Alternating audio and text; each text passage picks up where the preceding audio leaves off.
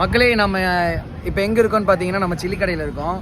நம்ம சில்லி கடையில் வந்து தக்காளி கடைக்கார அண்ணன் சொல்லிட்டு ஒருத்தர் வந்திருக்காரு. அவர் அங்கேருந்து வரையிலேயே வந்துரு சில்லி கடைக்காரனே அப்படின்ட்டு வருவார். நாங்கள் தக்காளி கடைக்காரனேன்ட்டு வருவேன். அவர் வந்து இப்போ ஒரு பாட்டு பாட போகிறாரு. அந்த பாட்டை தான் இப்போ நம்ம கேட்க போகிறோம். சின்ன ஒரு ஷார்ட்ஸாக வரும், பாருங்கள்.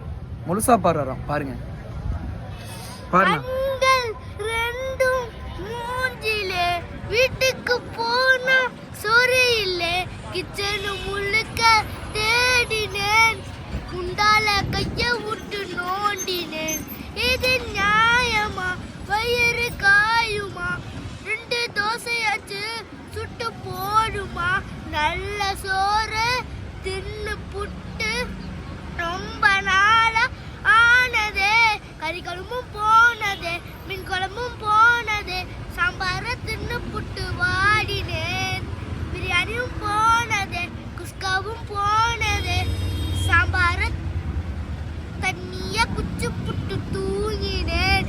ரசமே ரசமே வாழ்க்கை விஷமே, ரசமே ரசமே வாழ்க்கை விஷமே. ஓகே ஃப்ரெண்ட்ஸ், நம்ம பாட்டு முடிஞ்சிருச்சு. லைக் பண்ணுங்க ஃப்ரெண்ட்ஸ், சப்ஸ்கிரைபும் பண்ணிருங்க. Okay friends, bye friends.